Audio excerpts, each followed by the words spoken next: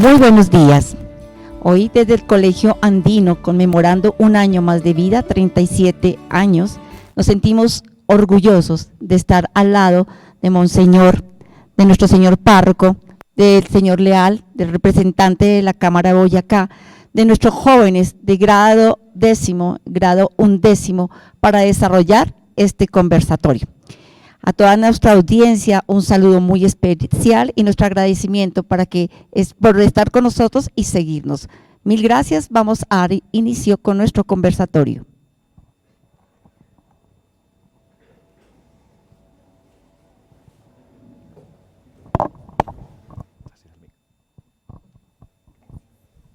Buenos días, señor obispo. Mi pregunta es, ¿cómo la Iglesia hoy genera transformación en el tejido social? Gracias. Muy buenos días para la mesa principal, para cada uno de ustedes, los alumnos de esta institución, Colegio Andino de Tunja, y a quienes nos siguen en directo a través de nuestro canal Telesantiago. La Iglesia siempre ha estado comprometida con el tejido social de la humanidad. Primero porque esa fue una de las principales tareas que le encomendó Jesucristo, porque Él mismo lo vivió. El evangelio que Cristo predicó, pues siempre estuvo acompañado de obras en favor de las personas.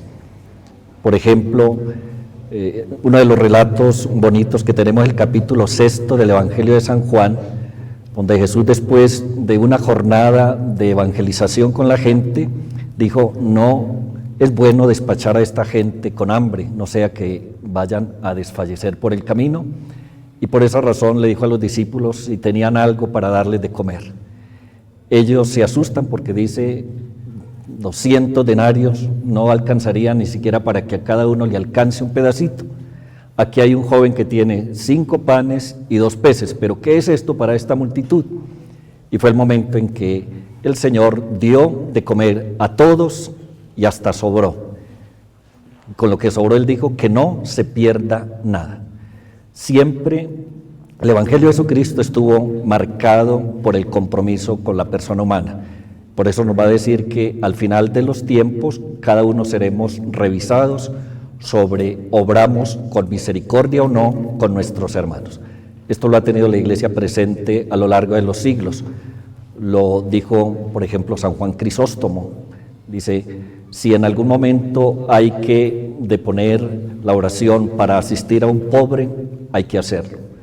A lo largo de la historia, ya para hablar de algo más reciente, tenemos, por ejemplo, al Papa León XIII, que fue uno de los grandes impulsores de lo que hoy llamamos la pastoral social y la Cáritas de la Iglesia Universal. Y para llegar ya al momento actual, pues un gran comprometido con lo social es el Papa Francisco. No en vano él instituyó cada año, en el penúltimo domingo de noviembre, lo que él llama la Jornada Mundial del Pobre. Él habla mucho de las periferias existenciales. Las periferias existenciales, dice él, son aquellas personas a las que debemos poner cuidado porque están en una situación especial. Habla de los adictodependientes, de las personas de calle, de los enfermos, de los encarcelados. Todos los Jueves Santo él hace esta experiencia de ir a alguna cárcel para celebrar allí la cena. Entonces, el compromiso social de la Iglesia siempre ha estado presente por cuanto a ella le interesa lo que llamamos el cuidado integral de la persona, no solamente la parte espiritual, sino aquello que corresponde a su integralidad como persona humana.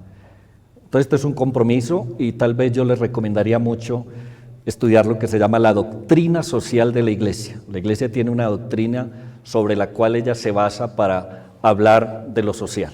Nosotros siempre vemos en Cristo como el referente, que es sacerdote, profeta y rey. Sacerdote porque Él es el que nos lleva al encuentro con Dios Padre. Profeta porque enseña, y rey porque en Él reinar es servir. El que quiera ser entre ustedes el más grande, que se haga el último y el servidor de todos.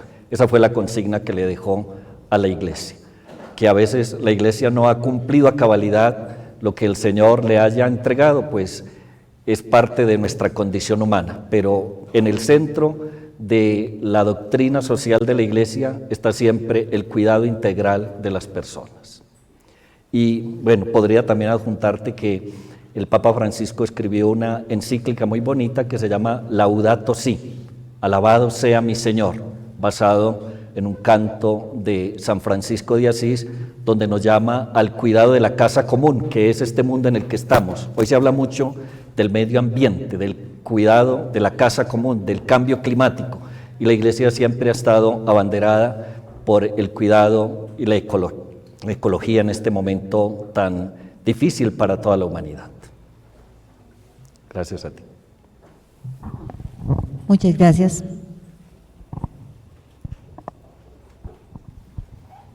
Bueno, buenos días. Mi pregunta es la siguiente. ¿Cuál es la respuesta de la Iglesia frente a los cambios políticos en toda América Latina? Pues no deja de ser una preocupación porque siempre estamos como en bandazos, que a veces damos fuerza a una aspiración política que llaman de derecha y otras veces de izquierda. La Iglesia siempre está a favor de la persona. Y yo creo que lo más difícil para América Latina en este momento es todo lo que tiene que ver con la superación de la corrupción, que está muy unida también a otro problema que es el narcotráfico. Entonces la Iglesia siempre va a decir, en el centro debe estar la persona, no los intereses individuales o de pequeños grupos que de pronto perjudican el bienestar de la mayoría. Hay una preocupación desde la conferencia de Aparecida, que fue una reunión de los obispos en el Brasil en el año 2007. Él dice que América Latina está atravesada por un fenómeno de violencia que si no logramos superar todo lo que tiene que ver con el narcotráfico, que es el que alimenta esta violencia, va a ser muy difícil. Mientras esto no lo logremos superar, va a ser complejo. Pero la Iglesia siempre va a decir la defensa de la vida, la defensa de la familia, la defensa de la educación que los padres deben elegir para sus hijos, son unos inamovibles que siempre debe la Iglesia cuidar e insistir a las autoridades para que la defiendan.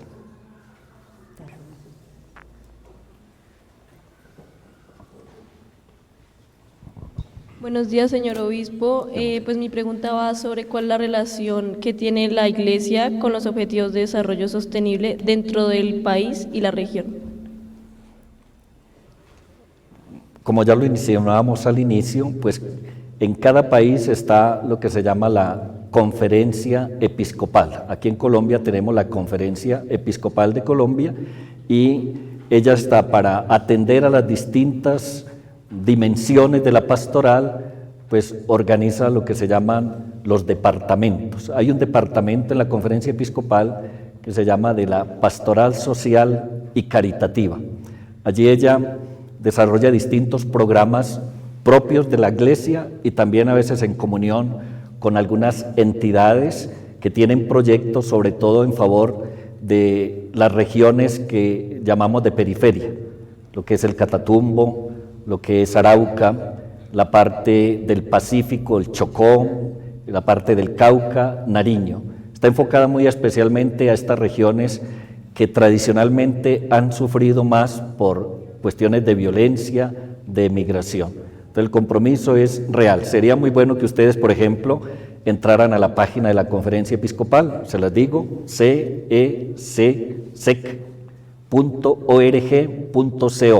Hay un banner donde está todo lo que hace la Iglesia a través del desarrollo integral en la pastoral social. Muy bien.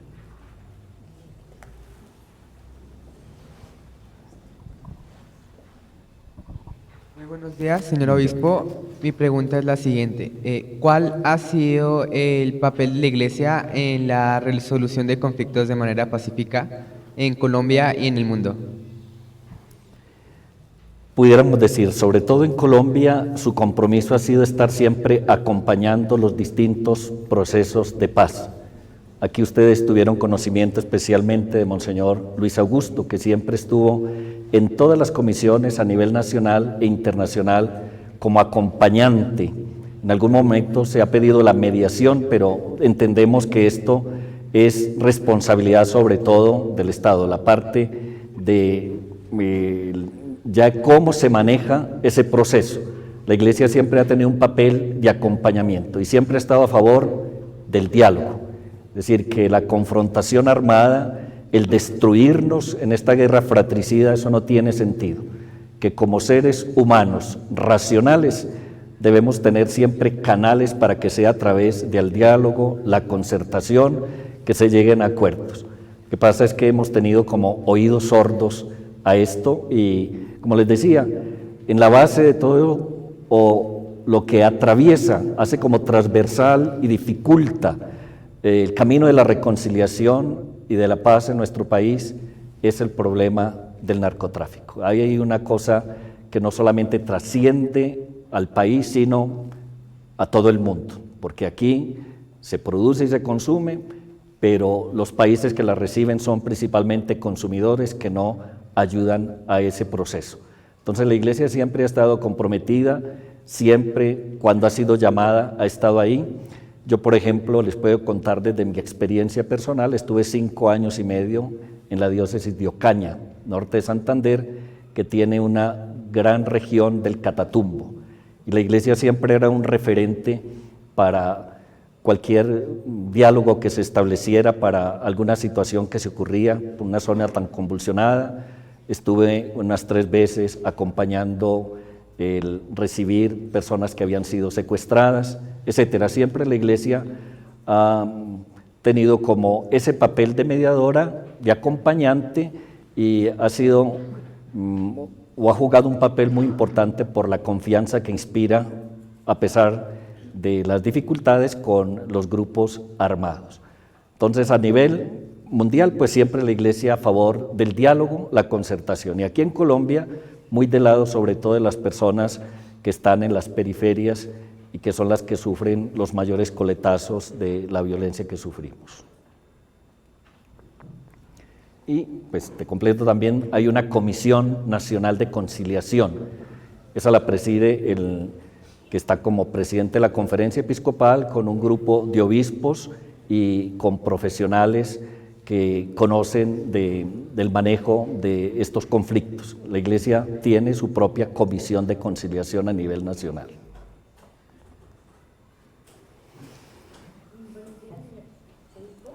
Mi pregunta es, ¿cómo la Iglesia le ayuda al Estado a eliminar los estereotipos sobre la inequidad de género? Bueno, esa es una pregunta bastante compleja, porque es decir, la Iglesia no puede tener como una intervención directa en las decisiones que son propias del Estado. A ella le toca sobre todo iluminar, siempre plantear la dignidad de la persona, que todos por nuestra condición de seres humanos tenemos la misma dignidad. Solamente nos diferencian la misión, el oficio que nos toca desempeñar. El hombre está puesto para ser padre, la mujer para ser madre, pero ya en lo que es el desempeño social, todos podemos tener acceso a todas las dimensiones de la vida social. Por eso, para hoy es incomprensible que en otro tiempo una mujer no pudiera acceder, por ejemplo, a la universidad. Eso es incomprensible, pero era tal vez el contexto de esa época.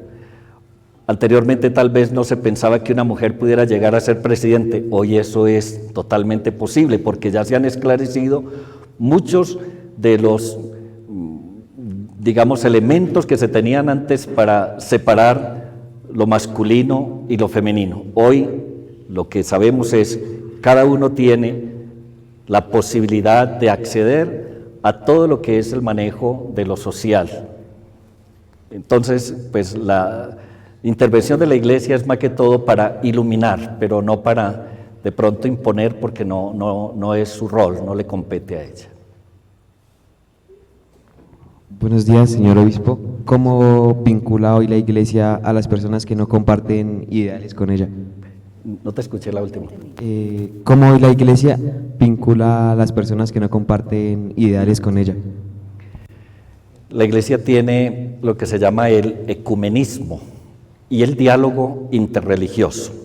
El ecumenismo se refiere al diálogo con las personas que comparten muchos aspectos de nuestra fe, porque, es decir, en la base de todo podemos decir que hay dimensiones religiosas que comparten nuestra misma fe en Cristo. Entonces tenemos cristianos católicos, cristianos pentecostales, cristianos adventistas. El nombre común que tenemos es el ser cristianos. Lo que nos diferencia luego es el nombre que acompaña a esa base de ser cristiano, que es católico. Pero, por ejemplo, en los Hechos de los Apóstoles, en el capítulo 11, dice que fue en Antioquía donde por primera vez llamaron a los discípulos cristianos. Entonces hay un nombre común que es ser cristiano. La diferencia a veces está en la manera de concebir ese cristianismo, o católico, o evangélico, pentecostal, luterano, etc. Entonces la iglesia tiene un diálogo sobre todo con las religiones tradicionales, antiguas. A veces el diálogo se dificulta con los que han sido antes católicos y después han mutado a otra confesión, porque a veces ese diálogo se vuelve un poquito tenso porque se crean más bien rivalidades, peleando por el mismo Dios. No tiene sentido, pero el ecumenismo es el diálogo con aquellos que tienen una confesión de fe muy semejante a la nuestra. En cambio, el diálogo interreligioso se refiere con otras confesiones que no tienen nada que ver con el cristianismo, por ejemplo, el Islam, o por ejemplo las religiones orientales como el shintoísmo, el hinduismo, etc. Es el diálogo interreligioso. Aquí en la Conferencia Episcopal también hay un departamento que se llama de Doctrina y Diálogo Interreligioso, y se ha hecho un esfuerzo en los últimos años, sobre todo en el mes de mayo, el que estamos, siempre hay una jornada que es una semana continua de unidad de los cristianos, y hay distintos momentos de oración en común, celebraciones en común, como para fomentar que entre nosotros debe reinar más la comunión y la unidad que la diferencia y a veces las rencillas que contradicen el deseo del Señor de que haya un solo rebaño, un solo pastor, o que todos seamos uno para que el mundo crea que Jesucristo es el enviado. Buenos días, señor obispo. Mis preguntas serían, ¿qué formas tengo yo para integrarme a la iglesia como joven, aparte de las tradicionales? ¿Y cómo junto a esta puedo aportar al tejido social? Muy bien. Pues yo quisiera que sobre todo los jóvenes que siguen su proceso de fe porque han sido alimentados en esa fe por su familia o a través de su parroquia, que no se desligaran de la iglesia después del sacramento de la confirmación, que el sacramento de la confirmación precisamente es convertirse en testigos de Cristo. Y sucede que muchas veces después de la confirmación es el momento en que los jóvenes desaparecen de la iglesia. Por ahí hay hasta un cuento, nos dice que cuando ustedes han visto que las palomas les gusta mucho estar en las torres de los templos, entonces se nos ha dicho, confírmelas y verá que no vuelven. A veces confirmamos a los jóvenes y ya no vuelven más a la iglesia. Yo creo que tiene que hacer ahí una correspondencia mutua, que la parroquia ofrezca espacios y que los jóvenes también atiendan a ese llamado, porque pueden ser perfectamente animadores de los mismos jóvenes en la pastoral juvenil, pueden, lo que usted decía, el tejido social, acompañar la pastoral social que tiene muchas dimensiones, por ejemplo, la pastoral de la salud. Hay tantos ancianos y personas enfermas que a veces no tienen quien les dé una palabra de consuelo o que están pasando necesidad, o personas del mismo barrio que sabemos que están pasando necesidad física, hambre. Qué bueno que los jóvenes pudieran acercarse a la parroquia y decir, yo tengo plena disponibilidad para comprometerme con el trabajo social que tiene la parroquia, o con la catequesis, o con la pastoral juvenil. Yo creo que no hay ningún impedimento para que ello se haga. Aquí en Tunja tenemos un sacerdote dedicado a la pastoral juvenil, que es el padre Hubert Torres. Él es el párroco de San Laureano y él tiene todos los años un curso de liderazgo juvenil que se realiza generalmente en Paipa. Qué bueno que a través de este medio de ustedes se conozca esto y ustedes también pregunten y se acerquen, porque las posibilidades son muchas. Bueno, creo que para cerrar, primero nuevamente agradecerle, Monseñor, esta visita. Nos sentimos halagados de que estés por nuestros terrenos. Igualmente a la Asamblea Departamental, por estar acá y reconocer la labor que nosotros tenemos, a nuestro señor párroco, que ha sido el motivador para que sigamos profesando nuestra fe. Ellos ya han preguntado, pero a mí me gustaría también yo también cerrar. quisiera cerrar, pero que tú les dejaras un mensaje a mis muchachos. Sí, claro. Yo siento que muy interesantes sus preguntas hacia él. Y vemos una iglesia muy estructurada. Sin embargo, sí me gustaría que el cierre lo hiciera él un mensaje hacia ustedes jóvenes, que son el futuro, que son el mañana, que en sus manos, muchachos, está todo esto, nuestra región, nuestra Tunja, nuestro departamento, pero nuestro amado Colombia. Siempre estamos mirando los demás, pero ¿y nosotros? ¿Qué granito de arena podemos poner? Entonces, chicos, un mensaje de Monseñor para ustedes. Bueno, señora rectora, la doña Dori les ha dicho que ustedes son el futuro, y yo creo que también son el presente, porque ustedes están en un momento ya muy crucial de direccionar su vida cuando terminen este momento de el bachillerato, que es una frontera para saber a qué me voy a dedicar el resto de mi vida. Pues el mensaje que yo les digo es que ustedes tienen una responsabilidad muy grande, porque estamos viviendo un cambio de época que ha transformado todas las dimensiones de la vida humana. Hay cambios en lo social, en lo político, en lo cultural, en lo económico, en lo religioso. El mundo ha cambiado. Tal vez ustedes no lo notan porque ya nacieron en esta cultura que llamamos digital, pero los que nacimos antes de que llegara esta cultura digital, sí nos asombramos de muchos de los cambios que se están viviendo. Ustedes son nativos de esta cultura digital que ha transformado, por ejemplo, el modelo pedagógico. Para los que somos de la cultura antes de lo digital, la última palabra en cómo direccionar la vida la tenía papá y mamá, la tenía el profesor del colegio, la tenía el sacerdote de la parroquia. Eso lo dijo mi papá, eso lo dijo mi mamá, eso lo dijo mi profesor, eso lo dijo mi párroco, mi catequista.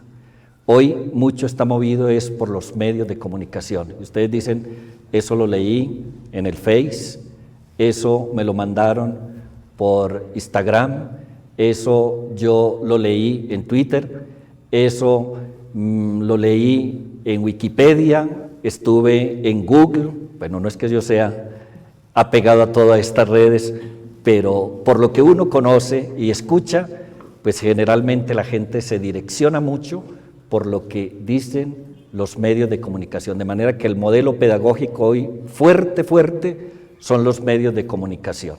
Pero hay un riesgo, que esos medios de comunicación a veces nos encierran. Hoy estamos más intercomunicados. En cualquier momento usted puede saber qué pasa en cualquier parte del mundo. Anteriormente necesitábamos días, a veces hasta meses, para saber qué sucedía en otro continente. Hoy en segundos sabemos qué pasa en cualquier parte del mundo. Podemos tener acceso a cualquier dimensión de la vida humana. Eso anteriormente no era posible. Pero les decía, la paradoja es que hoy, mientras estamos más intercomunicados, hay más gente que se siente sola, porque han mejorado las intercomunicaciones, pero han desmejorado las relaciones humanas. y ustedes tienen que ser protagonistas de saber usar estos medios de comunicación para que no los encierren, para que no los vuelvan solitarios, porque a pesar de todo, muchos jóvenes a veces se sienten aislados, se sienten como un sinsentido de lo que están haciendo, y mucho de eso es por falta de la comunicación, del diálogo, de la cercanía con sus propios padres de familia, con sus maestros, entre ustedes mismos. Que no les vaya a pasar que tengan 2.500 amigos en Face y no sepan cómo llaman los compañeritos de su clase, de su curso. Eso sería grave, porque la primera relación es con las personas con las que compartimos a diario. De manera que ustedes tienen en sus manos una posibilidad muy grande a través de este mundo digitalizado, transformado, de ponerlos al servicio de la humanidad y de humanizarlos. De manera que eso no les quite a ustedes tampoco el tiempo, la paz, la tranquilidad, sino que sepan usarlos moderadamente. Ustedes nacieron casi que con la tablet debajo del brazo y por eso seguramente la manejan de mil maravillas, pero que eso no les obstaculice su capacidad de reflexión, su capacidad crítica, su capacidad de perfilar lo que quieren hacer en el futuro. No podemos satanizar y decir que son malos los medios de comunicación, los medios digitales. Incluso aquí estamos disfrutando la posibilidad de esta transmisión en directo, pero tampoco los podemos absolutizar de manera que nos bloqueen tantas posibilidades que tenemos de relaciones humanas que son finalmente las que construyen la sociedad. Entonces, muchos éxitos en todo lo que les espera de ahora en adelante, ustedes que van a culminar el bachillerato, los que están en 10º, y que ojalá aprovechen todas las herramientas que este mundo nos presenta para el bien, nunca para el mal, para destruirse ni para destruir a los demás. Monseñor, muchísimas gracias nuevamente a los representantes de la Asamblea Departamental, mil gracias a mis jóvenes de grado 10º y 11º, muchísimas gracias, y a toda la audiencia, gracias por haber estado con nosotros. Y recuerden lo que el Papa Juan Pablo II, que fue tan amigo de los jóvenes, les decía: jóvenes, no le tengan miedo a Cristo, Él no quita nada y lo da todo, Él no quita nada y le da lo mejor, que es un sentido a la propia existencia.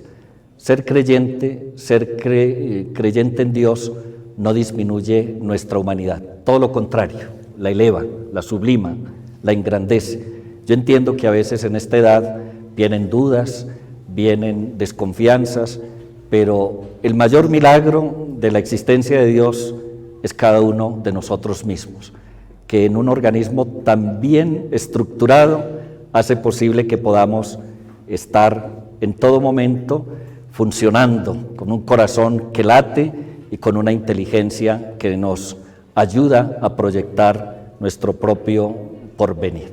Entonces no le tengan miedo a Cristo, Él no quita nada y en cambio la da todo. En medio de tantas y tantas posibilidades que el mundo presenta, la verdad definitiva es el mismo Cristo. Conózcanlo a través del Evangelio, ojalá que lo sigan, lo amen y verán que la vida adquirirá también un sentido nuevo. Que el Señor los acompañe.